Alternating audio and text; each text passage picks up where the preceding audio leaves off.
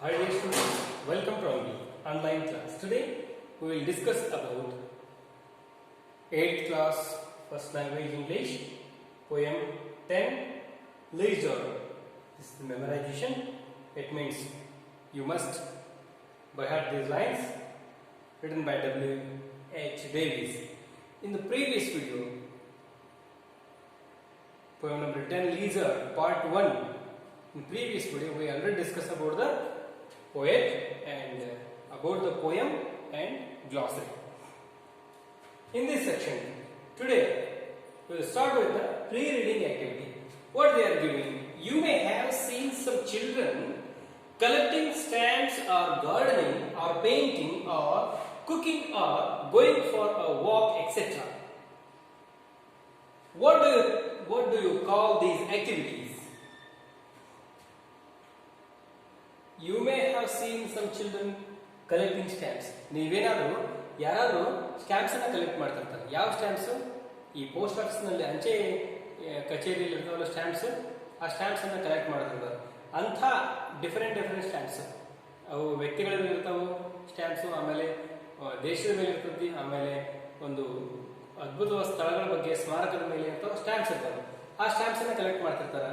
ಅಥವಾ ಗಾರ್ಡನಿಂಗ್ ಮಾಡೋದು ಅಂದ್ರೆ ಸುಂದರವಾದ ತೋಟವನ್ನು ಬೆಳೆಸೋದು, ಹೂಗಳನ್ನು ಬೆಳೆಸೋದು, ಆರ್ ಪೇಂಟಿಂಗ್ ಮಾಡೋದು, ಚಿತ್ರಕಲೆಯನ್ನು ಬೆಳೆಸೋದು, ಆರ್ ಕುಕಿಂಗ್ ಅಥವಾ ಅಡಿಗೆ ಮಾಡೋದು, are going for a walk ಕಾಡಿನಲ್ಲಿ ತಿರುಗಾಡ್ತಾ ಹೋಗೋದು, ಹೊರಗಡೆ ಪರಿಸರವನ್ನು ನೋಡ್ಲಿಕ್ಕೆ ಅಡ್ಡಾಡ್ತಾ ಹೋಗೋದು, ಪ್ರವಾಸಕ್ಕೆ ಹೋಗೋದು, ಮತ್ತೆ ಆಮೇಲೆ ಸಿಂಗಿಂಗ್ ಮಾಡೋದು, ಡ್ಯಾನ್ಸ್ ಮಾಡೋದು, ಇಂಥವೆಲ್ಲ ಹ್ಯಾಬಿಟ್ಸ್ ನೋಡ್ತಿರ್ತಿರಲ್ಲ. ಕೆಲವು ಹುಡುಗರು ಇರ್ತಾರೆ, ಅವೆಲ್ಲ ಮಾಡ್ತಿರ್ತಾರೆ, ಬೇರೆ ಹಾಬಿಯಲ್ಲಿ ತೊಡಕೊಂಡಿರ್ತಾರೆ. ಹೌದಾ? ಇಲ್ಲಿನ ಕ್ವಶನ್ ಕೇಳಿದರೆ what do you call these activities? ಇಂತಹ ಆಕ್ಟಿವಿಟಿಗಳನ್ನ ನೀವೇನಂತ ಕರಿತೀರಿ? ಕಲೆಕ್ಟಿಂಗ್ ಸ್ಟ್ಯಾಂಪ್ಸ್ ಮಾಡ್ತಾರೆ, ಗಾರ್ಡನಿಂಗ್ ಮಾಡ್ತಾರೆ, ಡ್ಯಾನ್ಸ್ ಮಾಡ್ತಾರೆ, ಪೇಂಟಿಂಗ್ ಮಾಡ್ತಾರೆ, ಕುಕಿಂಗ್ ಮಾಡ್ತಾರೆ, ಗೋಯಿಂಗ್ ಫಾರ್ ವಾಕ್ ತಿರುಗಾಡ್ಲಿಕ್ಕೆ ಹೋಗ್ತಾರೆ, ಪರಿಸರದಲ್ಲಿ ಕಾಡಿನಲ್ಲಿ ತಿರುಗಾಡ್ಲಿಕ್ಕೆ ಹೋಗ್ತಾರೆ. ಇವರೆಲ್ಲ ಏನಂತ ಕರಿತೀರಿ? What do you call these activities? You call these activities habits. ಏನು ಹ್ಯಾಬಿಟ್ಸ್? ಇವೆಲ್ಲ ಫ್ಯಾಷನ್ಸ್. ಹೌದಾ? ಇವುಗಳನ್ನ ಹ್ಯಾಬಿಟ್ಸ್, ಹವ್ಯಾಸಗಳು ಅಂತ ಕರೀಬಹುದು. ಆಮೇಲೆ when do you think they do these activities? When do you think? ಅವರು ಯಾವಾಗ ಈ ಕೆಲಸಗಳನ್ನು ಮಾಡ್ತಾರೆ? ಯಾವಾಗ ಮಾಡ್ತಾರ ಅವರು? ನೀವು ಹೆಂಗ್ ಥಿಂಕ್ ಮಾಡ್ತೀರಿ? ಅವ್ರು ಇಡೀ ದಿನ ಸ್ಟ್ಯಾಂಪ್ಸ್ ಕಲೆಕ್ಟ್ ಮಾಡ್ತಾರ, ಇಡೀ ದಿನ ಗಾರ್ಡನಿಂಗ್ ಮಾಡ್ತಾರ, ಪೇಂಟಿಂಗ್ ಇಡೀ ದಿವಸ ಮುಂಜಾನೆ ಎದ್ದ ತಕ್ಷಣ ಪೇಂಟಿಂಗ್ ಶುರು ಮಾಡ್ತಾರ, ಕುಕಿಂಗ್ ಇಡೀ ದಿನ ಕುಕಿಂಗ್ ಮಾಡ್ತಾರ, ಗೋಯಿಂಗ್ ಫಾರ್ ವಾಕ್ ಇಡೀ ದಿನ ಅವರು ಒಂದು ಶಾಲೆಗೆ ಬರದೆ ತಿಂಗಳಗಟ್ಟಲೆ ಪ್ರವಾಸಕ್ಕೆ ಹೋಗ್ತಾರ? ಇಲ್ಲ. ಯಾವಾಗ ಹೋಗ್ತಾರ ಅವರು? ಬಿಡುವಿನ ವೇಳೆಯಲ್ಲಿ, ಲೀಸರ್ ಟೈಮ್ ಅಲ್ಲಿ. ಲೀಸರ್ ಅಂದ್ರೆ ಬಿಡುವಿನ ವೇಳೆಯಲ್ಲಿ ಹೋಗಿ ಅವರು ಇಂಥವೆಲ್ಲ ಹ್ಯಾಬಿಟ್ಸ್ ಗಳನ್ನ ಮೈಗೂಡಿಸ್ಕೊತಾರೆ. Do you think it is important to have leisure activities? Why? ಇವು ಏನು ವಿರಾಮದ ವೇಳೆ ಮಾಡ್ತಕ್ಕಂಥ ಕೆಲಸಗಳಿದಾವಲ್ಲ, ಇವು ಎಷ್ಟು ಇಂಪಾರ್ಟೆಂಟ್ ಆಗಿವೆ? ಇವು ಇಂಥ ಆಕ್ಟಿವಿಟೀಸ್ ನೀವು ಮಾಡ್ಬೇಕು ಅನಿಸ್ತದ? ಮತ್ತೆ ಯಾಕೆ ಮಾಡ್ಬೇಕು ಈ ಆಕ್ಟಿವಿಟಿಗಳನ್ನ? ಸುಮ್ಮನೆ ಏನು ಮಾಡದೆ ಕೇವಲ ನಾವು ಏನು ಸಿಲೆಬಸ್ ನಮಗಿದೆ, ನಾವು ಎಷ್ಟನೇ ಕ್ಲಾಸ್ ಇದೆ ಹೇಳ್ತಿಲ್ಲ ಸರ್, ಬರೀ 7 ಕ್ಲಾಸ್ ಪುಸ್ತಕಗಳನ್ನೇ ಓದೋದು, ಹಾಳಾದ್ರೆ ಟಿವಿ ನೋಡೋದು, ಆಮೇಲೆ ಏನು ಬೇರೆ ಆಕ್ಟಿವಿಟಿ ಇಲ್ಲದೆ ಆ ದಿನವನ್ನು ಕಳೆದು ಬಿಡೋದು, ಹೀಗೆಲ್ಲ ಮಾಡ್ತೀರಾ? ಮತ್ತೆ ಅದರಿಂದ ಏನು ಉಪಯೋಗ ಇದೆ ಅಂತ ಕೇಳ್ತಾರೆ. Do you have any activities like this?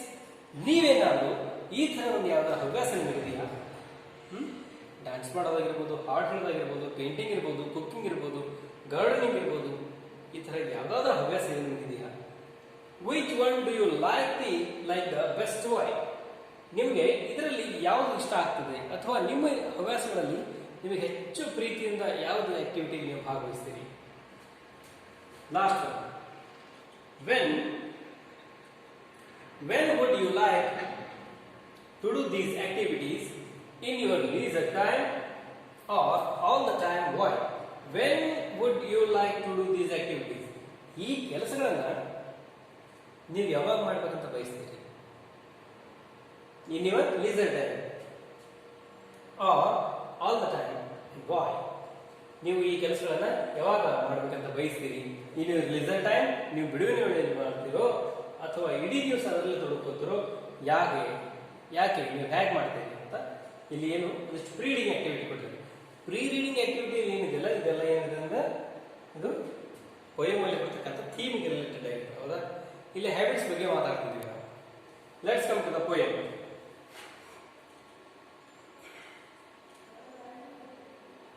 Read and enjoy the poem.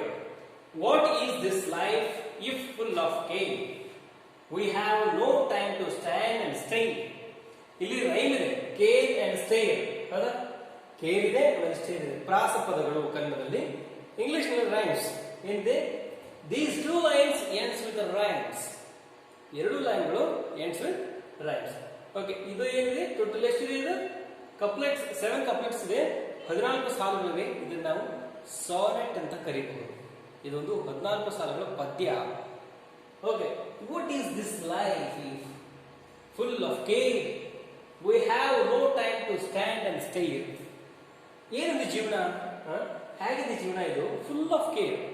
Full of care ಅಂದ್ರೆ ಯಾವಾಗಲೂ ಬ್ಯುಸಿ ಆಗಿರೋದು, ಯಾವಾಗಲೂ ಏನಾದರೂ ಕೆಲಸದಲ್ಲಿ ಬ್ಯುಸಿ ಆಗಿರೋದು, ಬದುಕಿನ ಸೌಂದರ್ಯವನ್ನ ಗಮನಿಸದೇ ಇರೋದು, ಸಂತೋಷವಾಗಿ ಇರದೇ ಇರೋದು, ಸುಮ್ಮನೆ ಬಿಸಿ ಬಿಸಿ ಮೇಕಿಂಗ್ ಮನಿ, ವಸ್ತುಗಳನ್ನ ಪರ್ಚೇಸ್ ಮಾಡೋದು, ವಸ್ತುಗಳನ್ನ ಗಳಿಸೋದು, ಮನೆ ಕಟ್ಟೋದು ತಪ್ಪು ಅಂತ ಹೇಳ್ತಾ ಇಲ್ಲ.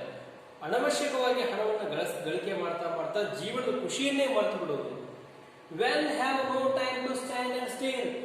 ನಿಮಗೆ ಸಮಯವೇ ಇಲ್ಲ ಸ್ವಲ್ಪ ನಿಂತು ಪರಿಸರವನ್ನು ನೋಡ್ಲಿಕ್ಕೆ, ಸುತ್ತಮುತ್ತಲ ಪರಿಸರವನ್ನು ನೋಡ್ಲಿಕ್ಕೆ ನಿಮಗೆ ಸಮಯವೇ ಇಲ್ಲ. ನೀವೇನ್ ಮಾಡ್ತಿದ್ದೀರಿ? ಬರೀ ಬ್ಯುಸಿ ಆಗಿದ್ದೀರಿ, ಎಲ್ಲಿ ದುಡ್ಡು ಬೆಳೆಸೋದ್ರಲ್ಲಿ ಬ್ಯುಸಿ ಆಗಿದ್ದೀರಿ. No time to stand beneath the boughs. No time to stand beneath the boughs and stare as long as sheep and cows. As long as sheep and cows. No time to stand beneath the boughs. Boughs ಅಂದ್ರೆ ಮರದ ರೆಂಬೆಗಳು, ದೊಡ್ಡ ದೊಡ್ಡ ಮರದ ರೆಂಬೆಗಳ ಕೆಳಗೆ ನಿಮಗೆ ಸ್ವಲ್ಪ ನಿಲ್ಲಕ್ಕೆ ಸಮಯ ಇಲ್ಲ. ದೊಡ್ಡ ದೊಡ್ಡ ಮರಗಳಿರ್ತಾವೆ, ಆ ಮರದ ನೆರಳಲ್ಲಿ ಎಷ್ಟು ತಂಪಾಗಿ ಗಾಳಿ ಬರ್ತದೆ. ಹೌದಲ್ಲ? You don't have time to stand there in the shadow of the big trees. ಹೌದಾ? ಅಲ್ಲಿ ಹೋಗಿ ನಿಮಗೆ ನಿಲ್ಲೋದಕ್ಕೆ ಸಮಯವಿಲ್ಲ. And stay as long as sheep and cows. ಈಗ ಏನು ಶೀಪ್ ಮತ್ತು ಕೌಸ್ ಅಂದ್ರೆ ಆಡು, ಕುರಿ, ಮೇಕೆಗಳು, ಆಮೇಲೆ ಕೌಸ್ ಆಕಳುಗಳು, ದನಗಳು ಏನ್ ಮಾಡ್ತಾವು? ತಾವು ಹುಲ್ಲನ್ನು ತಿನ್ನುವಾಗ, ತಾವು ಮೇಯುವಾಗ ಸ್ವಲ್ಪ ಮೇಯ್ದ ನಂತರ ಅವೇನ್ ಮಾಡ್ತಾವೆ? ಎಲ್ಲ ಕಡೆ ನೋಡ್ತಾವೆ, ಪರಿಸರವನ್ನು ನೋಡ್ತಾವೆ. ಅವೆಲ್ಲ ಏನ್ ಮಾಡ್ತಾವೆ? ಪರಿಸರ ನೋಡಿ ಎಂಜಾಯ್ ಮಾಡ್ತಾವೆ. ಸ್ವಲ್ಪ ದೂರದವರೆಗೆ ನೋಡ್ತಾ ನಿಲ್ತಾವೆ. ನೋಡಿರಿ ನೀವು, ಆಕಳುಗಳು ದೂರದಲ್ಲಿ ನೋಡ್ತಾ ನಿಲ್ತಾವೆ, ಆ ಕಡೆ ನೋಡ್ತಾವೆ, ಈ ಕಡೆ ನೋಡ್ತಾವೆ. ಆದ್ರೆ ನೀವು ಆ ಪಾಪ ಕುರಿ ಮತ್ತು ದನಗಳಾಗ ಅವಕ್ಕರಷ್ಟು ನಿಮ್ಗೆ ಸಮಯ ಇಲ್ಲ. ನೀವು ಅಷ್ಟು ಹಣದ ಹಿಂದೆ ಬೆನ್ನ ಹತ್ತೀರಿ, ಅಷ್ಟು ಬ್ಯುಸಿ ಆಗಿಬಿಟ್ಟಿದ್ರಿ ಜೀವನದಲ್ಲಿ. ಹೌದಾ? ನೀವು ಹೊಟ್ಟೆಗೋಸ್ಕರ ದುಡಿದಿರಿ, ಆ ಪಾಪ ಪ್ರಾಣಿಗಳು, ಕುರಿ ಮತ್ತು ಆಕಳುಗಳು, ದನಗಳು ಏನ್ ಮಾಡ್ತಾವು? ಹೊಟ್ಟೆಗೋಸ್ಕರನೇ ಅಲ್ಲಿ ಮೇವು ತಿಂತಾ ಇವೆ. ಅವು ಏನ್ ಮಾಡ್ತಾವ? ಬಿಡುವಿನ ಸಮಯದಲ್ಲಿ ಸುತ್ತಮುತ್ತಲ ಪರಿಸರವನ್ನು ನೋಡ್ತಾವೆ, ನೋಡಿ ಎಂಜಾಯ್ ಮಾಡ್ತಾವೆ. ನಿಮ್ಗೆ ಅವಕ್ಕರಷ್ಟು ಏನಿಲ್ಲ, ಅವುಗಳಷ್ಟು ನಿಮ್ಗೆ ಸಮಯವಿಲ್ಲ. No time to see when woods we pass, where squirrels hide the nuts in grass. Pass and grass, these are also rhymes, and boughs and cows, these are also rhymes. No time to see when woods we pass. When we are walking in the forest, we really don't concern about the forest, leaf, flowers, stream, birds. ಇವೆಲ್ಲ ನೋಡೋದಕ್ಕೆ ನಮಗೆ ಸಮಯವೇ ಇಲ್ಲ. ನಾವು ಕಾಡಲ್ಲಿ ಹೋಗುವಾಗ ಏನ್ ಮಾಡ್ತೀವಿ? ಕಾಡಿನ ಒಂದು ದಾರಿ ಇರ್ತದೆ, ಕಾಡಿನ ದಾರಿಯನ್ನ ಎಂಜಾಯ್ ಮಾಡ್ತಾ ಹೋಗ್ಬೇಕು, ಹಾಗೆ ಖುಷಿ ಪಡ್ತಾ ಹೋಗ್ಬೇಕು. ಸುತ್ತಮುತ್ತ ಎಷ್ಟು ಗಿಡಗಳು, ದೊಡ್ಡ ದೊಡ್ಡ ಗಿಡಗಳು, ಎಷ್ಟು ತಂಪಾದ ಗಾಳಿ, ಎಲ್ಲೋ ಅರಳಿದ ಹೂವು ಸುವಾಸನೆ ಬೀಸ್ತದೆ. ಇದನ್ನೆಲ್ಲ ನಾವು ಎಂಜಾಯ್ ಮಾಡ್ತಾ ಹೋಗ್ಬೇಕು. ಅದು ಬಿಟ್ಟು ನಾವೇನ್ ಮಾಡ್ತೀವಿ? No time to see. ನಮಗೆ ಸಮಯವಿಲ್ಲ.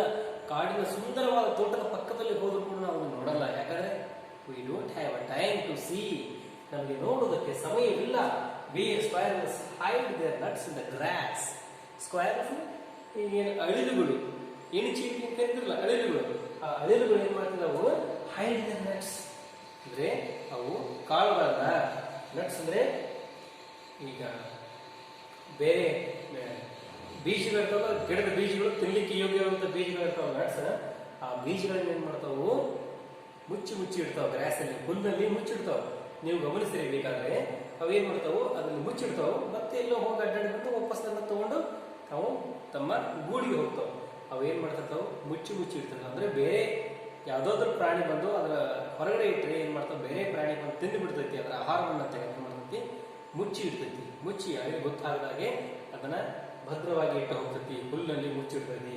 ಅಂಥವೆಲ್ಲ ಅಂಶಗಳನ್ನು ನೀವು ಗಮನಿಸ್ಲಿಕ್ಕೆ ನಿಮ್ಗೆ ಸಮಯವೇ ಇಲ್ಲ. ಅದನ್ನೆಲ್ಲ ಗಮನಿಸ್ತಾ ಕೂತ್ರೆ ನಿಮ್ಗೆ ಏನು ಅನಿಸ್ತದ, ಎಷ್ಟು ಪ್ರಪಂಚ ಎಷ್ಟು ಚೆನ್ನಾಗಿದೆ ನಿಸರ್ಗ ಅಂತ ಅನಿಸ್ತದೆ. But you don't have to time see where squirrels hide their nuts in the grass. Nuts ಅನ್ನ ಹೈಡ್ ಮಾಡೋದು ನಿಮಗೆ ಗೊತ್ತಾಗೋದಿಲ್ಲ. No time to see in bold daylight streams full of stars like skies at night. No time to see, no bold day. In the bold daylight, ನಿಮಗೆ ಸಮಯ ಇಲ್ಲ. ಯಾವಾಗ bold daylight, ಶುಭ್ರವಾದ ಬೆಳಕು ಬಿದ್ದಂತ ಸಮಯ, ಸೂರ್ಯನ ಕಿರಣಗಳು ಭೂಮಿಗೆ ಬಿದ್ದಂತ ಸಮಯದಲ್ಲಿ ಸ್ಟ್ರೀಮ್ಸ್ ಫುಲ್ ಆಫ್ ಸ್ಟಾರ್ಸ್ ಅಂದ್ರೆ ಹರಿತಕ್ಕಂಥ ನದಿ ಇರುತ್ತಲ್ಲ, ಜುಳು ಜುಳು ಜುಳು ಹರಿತಿರ್ತದೆ, ಜಲಪಾತಗಳು ಹರಿತಿರ್ತಾವೆ. ಬಿಸಿಲಿಗೆ ಹ್ಯಾಕ್ ಕಾಣಿಸ್ತದೆ ಅಂದ್ರೆ ಅದು ಬಿಸಿಲು ಬಿದ್ದಾಗ ಸೂರ್ಯನ ಕಿರಣಗಳಿಗೆ ಆ ನೀರು ಚುಮು ಚುಮು ಚುಮು ಹೊಳಿತಾ ಇರ್ತದೆ. It's looking like a stars stream, stars river. ಚುಕ್ಕಿಗಳೆಲ್ಲ ಈ ಒಂದು ನದಿಯಲ್ಲಿ ಹರಿಕೊಂಡು ಹೋಗ್ತದೆ ಏನೋ ಅನ್ನೋಷ್ಟು ಹೊಳಿತಾ ಇರ್ತದೆ ನದಿಯು. ಅಂತ ಒಂದು ಬ್ಯೂಟಿಯನ್ನ ಸ್ಕೈಸ್ ಅಟ್ ನೈಟ್, ರಾತ್ರಿ ಹೇಗೆ ಆಕಾಶದಲ್ಲಿ ಚುಕ್ಕಿಗಳು ಹೊಳಿತಾವು ಹಾಗೆ ಈ ಹಗಲತ್ನಲ್ಲಿ ಈ ನದಿ ನೀರು ಹರಿತಾ ಇದೆ. ಸೂರ್ಯ ಕಿರಣಗಳು ಬಿದ್ದು ಅಲ್ಲಿ ಏನಾಗಿದೆ, ಮಿಂಚುತ್ತಾ ಇದೆ. ಸ್ಟಾರ್ಸ್ ಎಲ್ಲ ಈ ನದಿಯಲ್ಲಿ ಹರಿತದೆ ಅನ್ನೋ ಹಾಗೆ ನಮಗೆ ಕಣ್ಣಿಗೆ ಕಾಣ್ತಾ ಇದೆ. ಇಂಥ ಒಂದು ಅದ್ಭುತ ದೃಶ್ಯವನ್ನು ನಿಮ್ಗೆ ನೋಡ್ಲಿಕ್ಕೆ ಆಗ್ತಾ ಇಲ್ವಲ್ಲ ಅಂತ ಇಲ್ಲಿ ಕವಿ W.H. ಡೇವಿಸ್ ಅವರು ಏನ್ ಮಾಡ್ತಿದಾರ, ಬೇಜಾರನ್ನು ವ್ಯಕ್ತಪಡಿಸ್ತಿದ್ದಾರೆ. You don't have see the flowing stream, no time to turn at beauty's glance, streams full of stars like skies at night. You notice, no time to turn at beauty's glance and watch her feet how they can dance. No time to turn at beauty's glance. ನಮಗೆ ಸೌಂದರ್ಯ, ಅಲ್ಲಿ ಎಷ್ಟು ಹೂಗಳ ಅರಳಿವೆ, ಎಷ್ಟು ಸೌಂದರ್ಯವಿದೆ, ಜಲಪಾತ ಹರಿದಿದೆ, ನದಿ ಹರಿತಾ ಇದೆ, ಎಷ್ಟು ಅಲ್ಲಿ ಏನಾಗಿ ಚುಕ್ಕಿ ಜಿಂಕಿಗಳು ಅಲ್ಲಿ ಮೇವನ್ನು ತಿಂತಾ ಇವೆ, ಚಿಕ್ಕ ಚಿಕ್ಕ ಪಕ್ಷಿಗಳ ಹಾಡು ಹೇಳ್ತಾ ಇವೆ. ಇದನ್ನೆಲ್ಲ ನೋಡ್ಲಿಕ್ಕೆ ನಮ್ಮ ಸಮಯವಿಲ್ಲ. And watch her feet how they can dance. Watch her feet ಅಂದ್ರೆ ಹರ್ ಅನ್ನೋದಲ್ಲಿ ನೇಚರ್, ಮದರ್ ನೇಚರ್ ಹಾಗೆ ಭೂಮಿ ಏನಾಗಿದೆ, ಹಸಿರಾಗಿದೆ, ಹಸಿರು ಸೀರೆ ಉಟ್ಟು ಅದೇನಾಗ್ತಿದೆ, ಜಲಪಾತಗಳು ಹರಿತಾ ಇದೆ, ಡ್ಯಾನ್ಸ್ ಮಾಡ್ತಾ ಇದೆ. ನಿಸರ್ಗ ಅಂದ್ರೆ ಅಷ್ಟು ವೈಭವದಿಂದ ಕೂಡಿದೆ. How they can dance. ಅವಳ ಕಾಲುಗಳನ್ನ ನೋಡ್ಲಿಕ್ಕೆ ನಿಮಗೆ ಸಮಯವಿಲ್ಲ ಅಂದ್ರೆ ಆ ಒಂದು ಸುತ್ತಮುತ್ತಲ ಪರಿಸರವನ್ನು ನಿಮಗೆ ನೋಡ್ಲಿಕ್ಕೆ ಸಮಯವಿಲ್ಲ. No time to wait till her mouth can enrich the smile her eyes began. ನಿಮಗೆ ಸಮಯವೇ ಇಲ್ಲ. ನಿಸರ್ಗ ಎಷ್ಟು ಚಂದ. ನಿಸರ್ಗ ಅಂದ್ರೆ ಇಲ್ಲಿ ನಿಸರ್ಗ ದೇವಿ ಅಂತ ಹೇಳ್ತಿದ್ದಾನೆ, ಅಂದ್ರೆ ಭೂತಾಯಿ. ಇಲ್ಲಿ ಎಷ್ಟು ಅದ್ಭುತವಾಗಿದೆ. ಆಕಾಶದಲ್ಲಿ ಹಕ್ಕಿಗಳು ಹಾರಾಡ್ತಾ ಇವೆ, ಅದನ್ನು ನೋಡ್ಲಿಕ್ಕೆ ನಿಮಗೆ ಸಮಯವಿಲ್ಲ. ಆಕಾಶದಲ್ಲಿ ಹಕ್ಕಿಗಳು ಹಾರಾಡ್ತಾ ಇವೆ, ಅದನ್ನು ನೋಡಿದ್ರೆ ಹೇಗೆ ಅನಿಸ್ತದೆ, ದೇವರೇ ನಗ್ತಾ ಇದ್ದಾರೆ ಅನ್ನಿಸ್ತದೆ. ಅದನ್ನು ನೋಡ್ಲಿಕ್ಕೆ ನಿಮಗೆ ಸಮಯವಿಲ್ಲ. ಎಷ್ಟು ಅದ್ಭುತವಾಗಿ ದೊಡ್ಡ ದೊಡ್ಡ ಕೆರೆಗಳು ತುಂಬಿವೆ, ಅಲ್ಲಿ ಎಷ್ಟು ಬಾತ್ಕೋಳಿಗಳು ಎಲ್ಲ ಓಡಾಡ್ತಿವೆ, ಅದನ್ನೆಲ್ಲ ನೋಡ್ಲಿಕ್ಕೆ ನಿಮಗೆ ಸಮಯವಿಲ್ಲ. Wait till her mouth can enrich the smile her eyes began. ಅವಳ ನಗುವನ್ನು ನೋಡ್ಲಿಕ್ಕೆ ಆಗ್ತಾ ಇಲ್ಲ ನಿಮಗೆ, ಅವಳ ಕಣ್ಣುಗಳನ್ನು ನೋಡ್ಲಿಕ್ಕೆ ಆಗ್ತಾ ಇಲ್ಲ ನಿಮಗೆ. A poor life this is if full of care, we have no time to stand and stay. ಇಷ್ಟು ಅದ್ಭುತವಾಗಿದೆ ಅಲ್ಲ ಜಗತ್ತಿದು. ನಾವು ನೋಡ್ಬೇಕಾದ ವಸ್ತುಗಳು, ವಿಷಯಗಳು ಬಹಳ ಇವೆ. ನೀವು ಏನ್ ಹೇಳ್ತಾರೆ ಕವಿ, ಇಡೀ ಜಗತ್ತು ಒಂದು ಸುಂದರ ಜಾತ್ರೆ ಹಾಗೆ. ಈ ಜಾತ್ರೆನ this is the fair of the god, this is the ದೇವರ ಜಾತ್ರೆ. ಇದೊಂದು ದೇವರ ಜಾತ್ರೆ. Don't miss and just enjoy the life. ನೀವು ಕೇವಲ ಬ್ಯುಸಿ ಆಗ್ಬೇಡ್ರಿ, ಬರೀ ಸಿಲೆಬಸ್ ಓದೋದ್ರಲ್ಲಿ ಬ್ಯುಸಿ ಆಗ್ಬೇಡ್ರಿ. ಸಿಲೆಬಸ್ ಅನ್ನು ಓದ್ರಿ. ನಿಮ್ಮ ಬಿಡುವಿನ ಸಮಯದಲ್ಲಿ ಏನ್ ಮಾಡಬೇಕು, ಸ್ವಲ್ಪ ಪರಿಸರವನ್ನು ನೋಡಬೇಕು, ಗಿಡ ಮರಗಳನ್ನು ಬೆಳೆಸಬೇಕು, ಹೂಗಳನ್ನು ನೋಡಬೇಕು, ದುಂಬಿಗಳನ್ನು ನೋಡಬೇಕು, ಏನೋ ಬಟರ್ಫ್ಲೈಸ್ ಅನ್ನು ನೋಡಬೇಕು.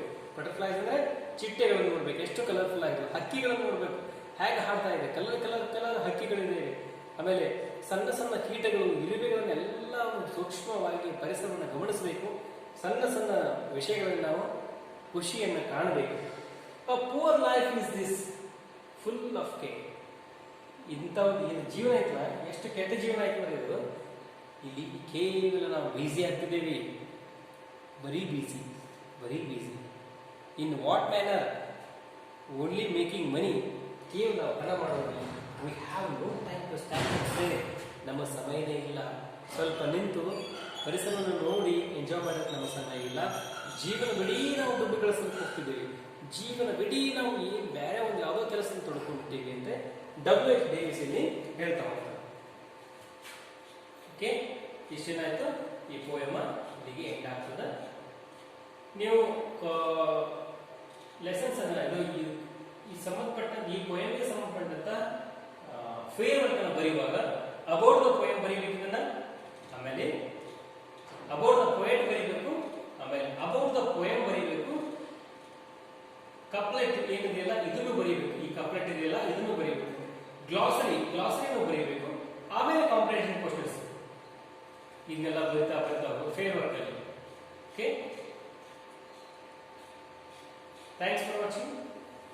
ವಿಡಿಯೋ ನೋಡಿದ್ರಲ್ಲ, ಇದಿಷ್ಟು ಈ ವಿಡಿಯೋದ ಮಾಹಿತಿ ಆಗಿತ್ತು. Thanks for watching, keep watching.